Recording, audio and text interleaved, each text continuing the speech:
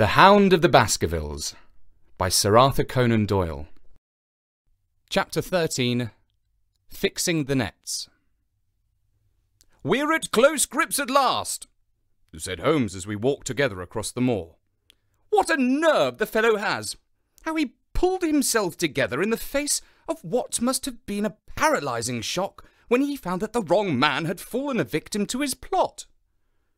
I told you in London, Watson, and I tell you now again, that we have never met a foeman more worthy of our steel." "I am sorry that he has seen you." "And so was I at first. There was no getting out of it." "What effect do you think it will have upon his plans now that he knows that you're here?" "It may cause him to be more cautious, or it may drive him to desperate measures at once. Like most clever criminals, he may be too confident in his own cleverness and imagine that he has completely deceived us." "Why should we not arrest him at once?" "My dear Watson, you were born a man of action. Your instinct is always to do something energetic. But supposing, for argument's sake, that we had arrested him tonight, what on earth the better off should we be for that? We could prove nothing against him. There's the devilish cunning of it. If he were acting through a human agent, we could get some evidence. But if we were to drag this great dog to the light of day, it would not help us in putting a rope round the neck of its master." "Surely we have a case." "Not a shadow of one. Only surmise and conjecture. We should be laughed out of court if we came up with such a story and such evidence." "There is Sir Charles's death." "Found dead without a mark upon him. You and I know that he died of sheer fright, and we know also what frightened him. But how are we to get 12 stolid jurymen to know it? What signs are there of a hound? Where are the marks of its fangs? Of course, we know that a hound does not bite a dead body, and that Sir Charles was dead before ever the brute overtook him. But we have to prove all this, and we are not in the position to do it." "Well, then, tonight?" "We are not much better off tonight. Again, there was no direct connection between the hound and the man's death. We never saw the hound. We heard it, but we could not prove that it was running upon this man's trail. There is a complete absence of motive. No, my dear fellow, we must reconcile ourselves to the fact that we have no case at present, and that it is worth our while to run any risk in order to establish one." "And how do you propose to do so?" "I have great hopes of what Mrs. Laura Lyons may do for us when the position of affairs is made clear to her. And I have my own plans as well. Sufficient for tomorrow is the evil thereof. But I hope before the day is past to have the upper hand at last." I could draw nothing further from him, and we walked, lost in thought, as far as the Baskerville gates. "Are you coming up?" "Yes, I see no reason for further concealment. But one last word, Watson. Say nothing of the hound to Sir Henry. Let him think that Selden's death was as Stapleton would have us believe. You will have a better nerve for the ordeal which you will have to undergo tomorrow, when he is engaged, if I remember your reporter right, to dine with these people." "And so am I." "Then you must excuse yourself and must go alone. That will be easily arranged. And now, if we are too late for dinner, I think that we are both ready for our suppers." Sir Henry was more pleased than surprised to see Sherlock Holmes, for he had some days been expecting that recent events would bring him down from London. He did raise his eyebrows, however, when he found that my friend had neither any luggage nor any explanations for its absence. Between us, we soon supplied his wants, and then over a belated supper, we explained to the baronet as much of our experience as it seemed desirable that he should know. But first I had the unpleasant duty of breaking the news to Barrymore and his wife. To him it may have been an unmitigated relief, but she wept bitterly in her apron. To all the world he was a man of violence, half animal and half demon, but to her he always remained the little wilful boy of her own girlhood, the child who had clung to her hand. Evil indeed is the man who has not one woman to mourn him.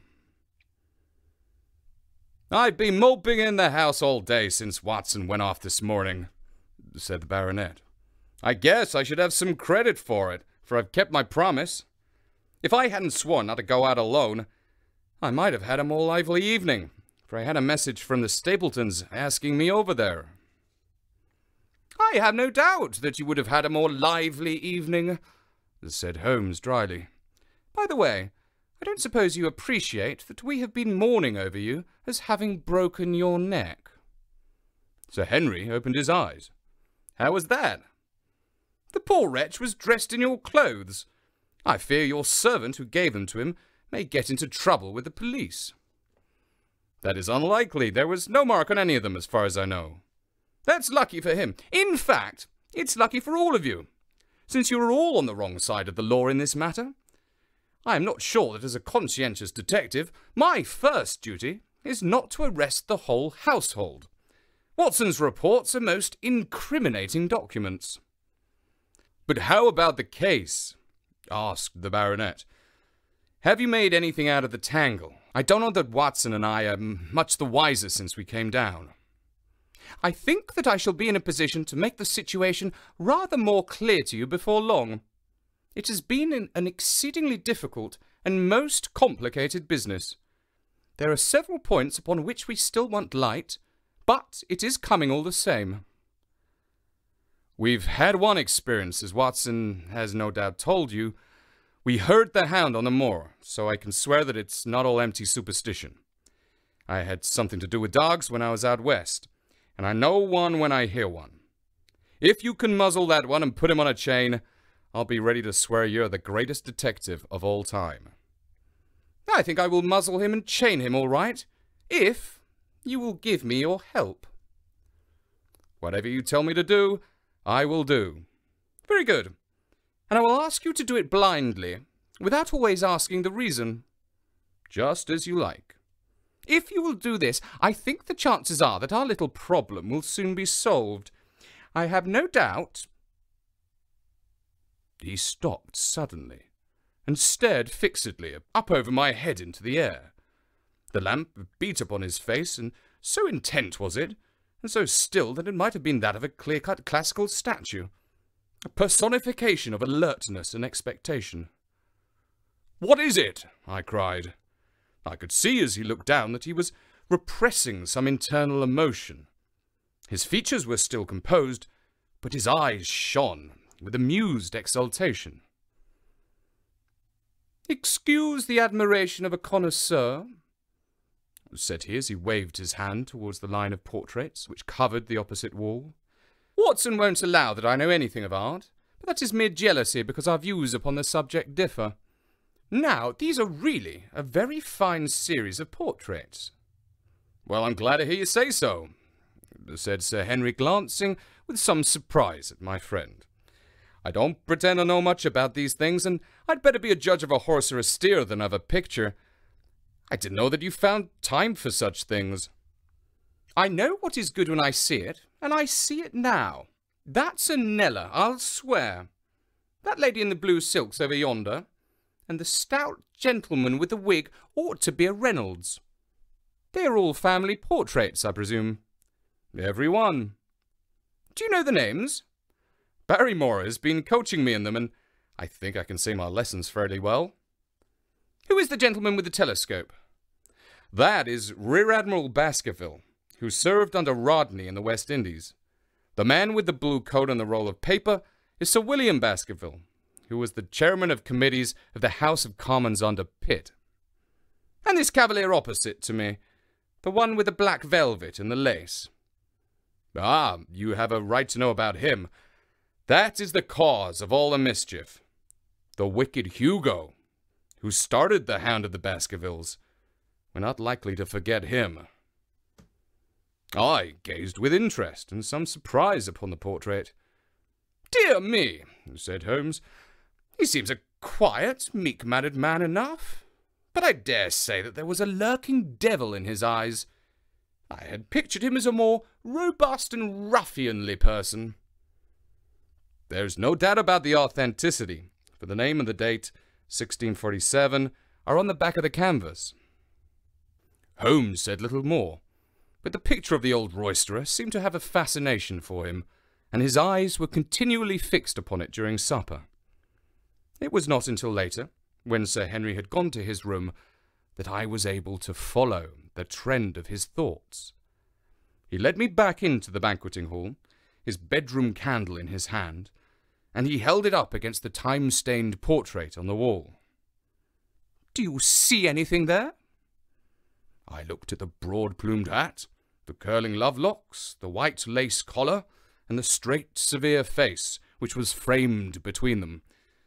It was not a brutal countenance, but it was prim, hard, and stern, with a firm set, thin-lipped mouth, and a coldly intolerant eye. "Is it like anyone you know?" "There is something about Sir Henry about the jaw." "Just a suggestion, perhaps, but wait an instant." He stood upon the chair, and holding up the light in... He stood upon a chair, and holding up the light in his left hand, he curved his right arm over the broad hat and round the long ringlets. "Good heavens!" I cried in amazement. The face of Stapleton had sprung out of the canvas. "Ah, you see it now. My eyes have been trained to examine faces, and not their trimmings. It is the first quality of a criminal investigator that he should see through a disguise. But this is marvellous. It might be his portrait." "Yes, it is an interesting instance of a throwback, which appears to be both physical and spiritual. A study of family portraits is enough to convert a man to the doctrine of reincarnation. The fellow is a Baskerville. That is evident." "With designs upon the succession." "Exactly. This chance of the picture has supplied us with one of our most obvious missing links. We have him, Watson. We have him, and I dare swear that before tomorrow night he will be fluttering in our net, as helpless as one of his own butterflies. A pin, a cork, and a card, and we add him to the Baker Street collection." He burst into one of his rare fits of laughter as he turned away from the picture. I have not heard him laugh often, and it has always boded ill to somebody. I was up betimes in the morning, but Holmes was afoot earlier still, for I saw him as I dressed coming up the drive.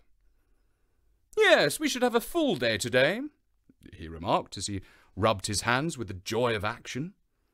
"The nets are in place, and the drag is about to begin.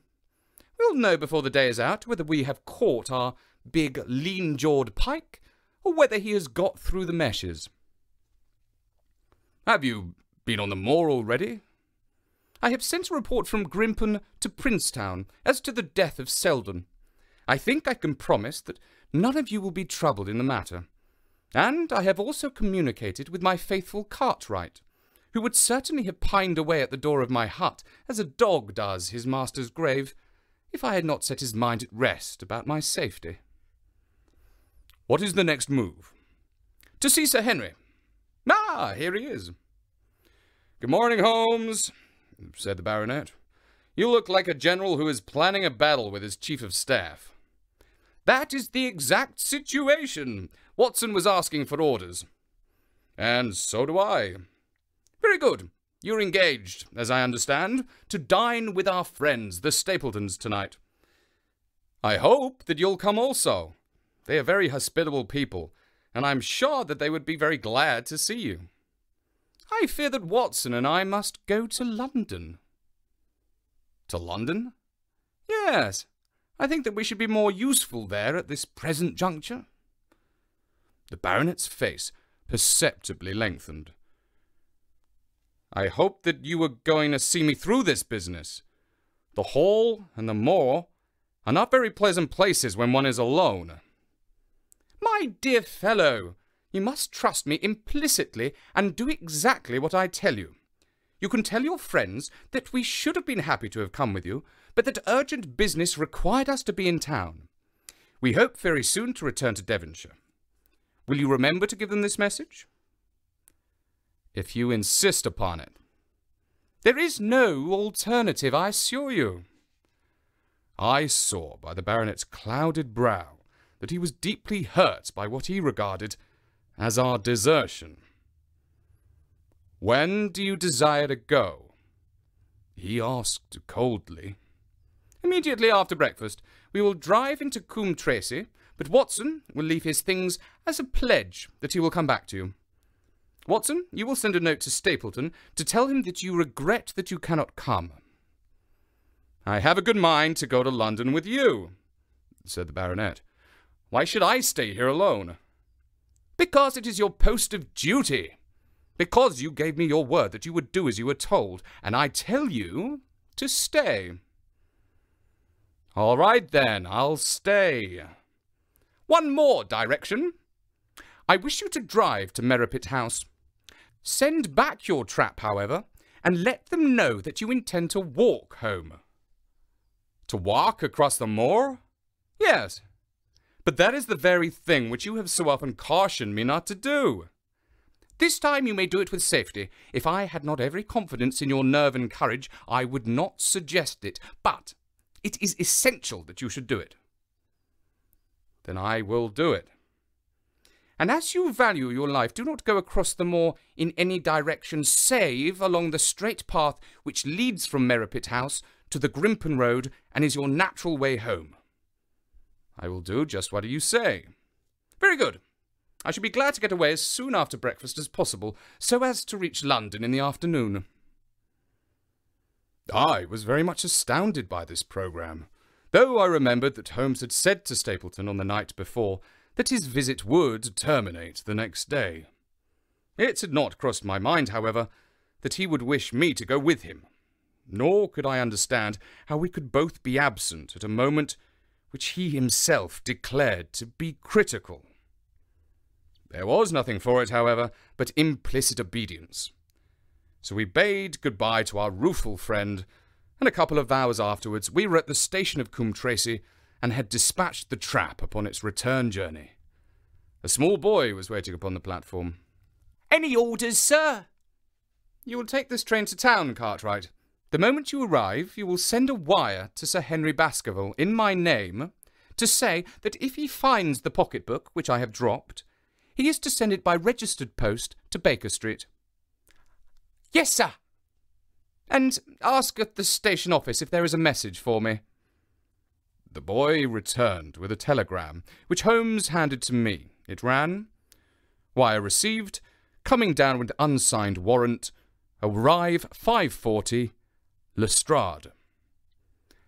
"That is in answer to mine of this morning. He is the best of the professionals, I think, and we may need his assistance. Now, Watson, I think that we cannot employ our time better than by calling upon your acquaintance, Mrs. Laura Lyons." His plan of campaign was beginning to be evident. He would use the baronet in order to convince the Stapletons that we were really gone, while we should actually return at the instant when we were likely to be needed. That telegram from London, if mentioned by Sir Henry to the Stapletons, must remove the last suspicions from their minds. Already, I seem to see our nets drawing closer around that lean-jawed pike. Mrs. Laura Lyons was in her office, and Sherlock Holmes opened his interview with a frankness and directness which considerably amazed her. "I am investigating the circumstances which attended the death of the late Sir Charles Baskerville," said he. "My friend here, Dr. Watson, has informed me of what you have communicated, and also of what you have withheld in connection with this matter." "What have I withheld?" she asked defiantly. "You have confessed that you asked Sir Charles to be at the gate at 10 o'clock. We know that was the place and hour of his death. You have withheld what the connection is between these events." "There is no connection." "In that case, the coincidence must indeed be an extraordinary one. But I think that we shall succeed in establishing a connection after all. I wish to be perfectly frank with you, Mrs. Lyons. We regard this case as one of murder, and the evidence may implicate not only your friend Mr. Stapleton, but his wife as well." The lady sprang from her chair. "His wife?" she cried. "The fact is no longer a secret. The person who has passed for his sister is really his wife." Mrs. Lyons had resumed her seat. Her hands were grasping the arms of her chair, and I saw that the pink nails had turned white with the pressure of her grip. "His wife," she said again. "His wife. He is not a married man." Sherlock Holmes shrugged his shoulders. "Prove it to me. Prove it to me. And if you can do so—" The fierce flash of her eyes said more than her words. "I have come prepared to do so," said Holmes, drawing several papers from his pocket. "Here is a photograph of a couple taken in York 4 years ago. It is endorsed Mr. and Mrs. Vandeleur. But you will have no difficulty in recognizing him, and her also, if you know her by sight. Here are 3 written descriptions by trustworthy witnesses of Mr. and Mrs. Vandeleur, who at that time kept St. Oliver's private school. Read them and see if you can doubt the identity of these people." She glanced at them and then looked up at us with the set, rigid face of a desperate woman. "Mr. Holmes," she said, "this man had offered me marriage on condition that I could get a divorce from my husband. He has lied to me, the villain, in every conceivable way. Not one word of truth has he ever told me. And why? Why? I imagined that all was for my own sake. But now I see that I was never anything but a tool in his hands. Why should I preserve faith with him, who never kept any with me? Why should I try to shield him from the consequences of his own wicked acts? Ask me whatever you like, and there is nothing which I shall hold back. One thing I swear to you, and that is that when I wrote the letter, I never dreamed of any harm to the old gentleman who had been my kindest friend." "I entirely believe you, madam," said Sherlock Holmes. "The recital of these events must be very painful to you, and perhaps it will make it easier if I tell you what occurred, and you can check me if I make any material mistake. The sending of this letter was suggested to you by Stapleton?" "He dictated it." "I presume that the reason he gave was that you would receive help from Sir Charles for the legal expenses connected with your divorce." "Exactly." "And then, after you had sent the letter, he dissuaded you from keeping the appointment." "He told me that it would hurt his self-respect, that any other man should find the money for such an object, and that though he was a poor man himself, he would devote his last penny to removing the obstacles which divided us." "He appears to be a very consistent character. And then, you heard nothing until you read the reports of the death in the paper?" "No." "And he made you swear to say nothing about your appointment with Sir Charles?" "He did. He said that the death was a very mysterious one, and that I should certainly be suspected if the facts came out. He frightened me into remaining silent." "Quite so. But you had your suspicions."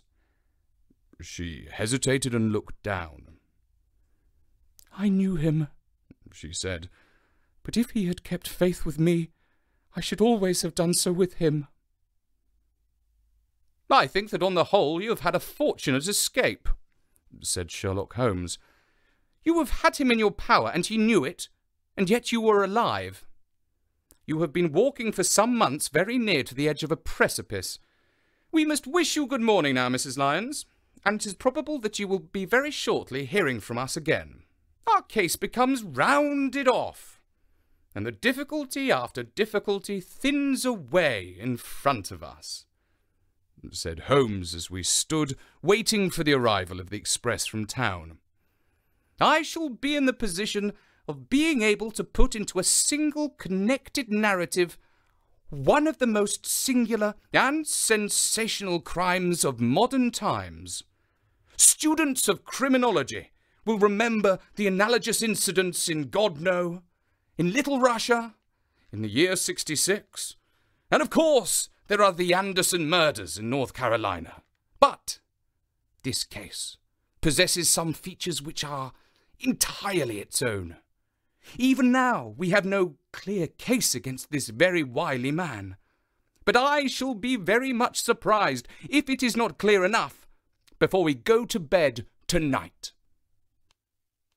The London Express came roaring into the station, and a small, wiry bulldog of a man had sprung from a first-class carriage.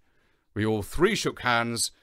I saw at once from the reverential way in which Lestrade gazed at my companion that he had learned a good deal since the days when they had first worked together.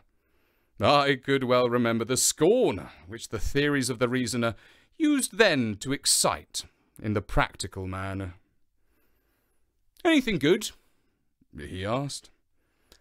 "The biggest thing for years," said Holmes. "We have 2 hours before you need think of starting. I think we might employ it in getting some dinner. And then, Lestrade, we will take the London fog out of your throat by giving you a breath of the pure night of the air of Dartmoor. Never been there? Ah, well, I don't suppose you'll forget your first visit." Thank you for listening.